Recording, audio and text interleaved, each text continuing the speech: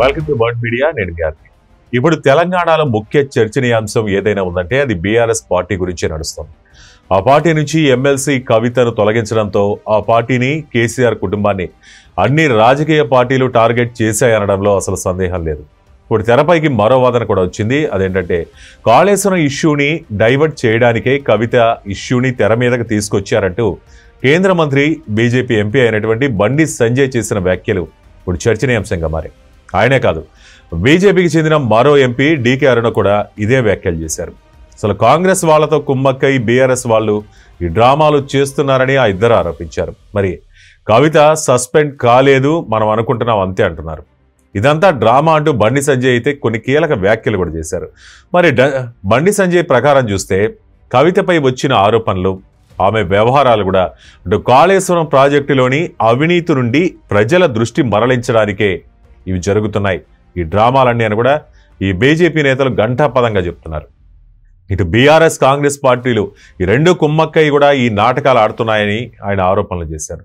మరి కాళేశ్వరం ప్రాజెక్టులో జరిగిన అవినీతికి కల్వకుంట్ల కుటుంబం మొత్తం బాధ్యులని బండి సంజయ్ స్పష్టంగా చెప్తున్నారు.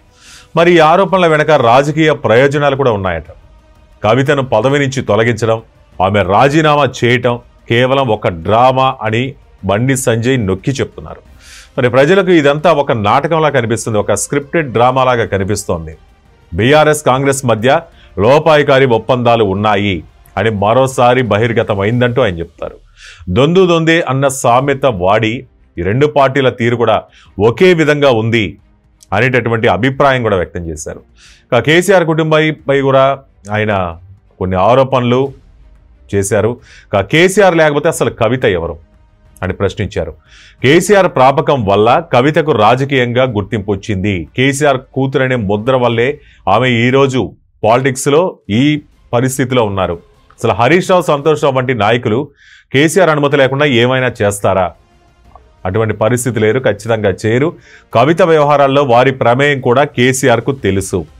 ఇదే విషయాన్ని బండి సంజయ్ చెప్తున్నారు. మరి ఇది పరోక్షంగా కేసీఆర్కు కూడా ఈ కేసులతో సంబంధం ఉంది అనేటటువంటి అభిప్రాయం కూడా చెప్పారు. ఇక కొన్ని టీవీ ఛానళ్లు, పత్రికా సంస్థల మీద కూడా కొన్ని విమర్శలు చేశారు.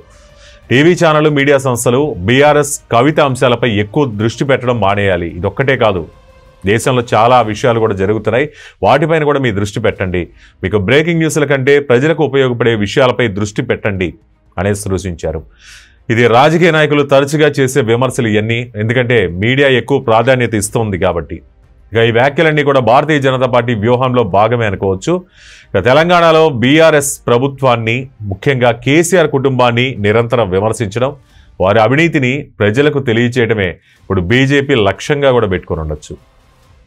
కాళేశ్వరం, కవిత కేసులను కలిపి చూడటం ద్వారా రెండు అంశాలలో అవినీతికి కారణం ఒక్కటే అని చెప్పడానికి బండి సంజయ్ ఈ మొత్తం వివరాలన్నీ కూడా చెప్పడం జరిగింది. మరి ఈ వ్యాఖ్యల వెనక ప్రధానంగా రాజకీయ లక్ష్యాలు ఉన్నాయి అనడంలో ఎటువంటి సందేహం లేదంటున్నారు. సరే, మొత్తానికి ఇప్పుడు అందరి టార్గెట్ మాత్రం కేసీఆర్ ఫ్యామిలీగా మారిందని మాత్రం ఖచ్చితంగా చెప్పుకోవచ్చు.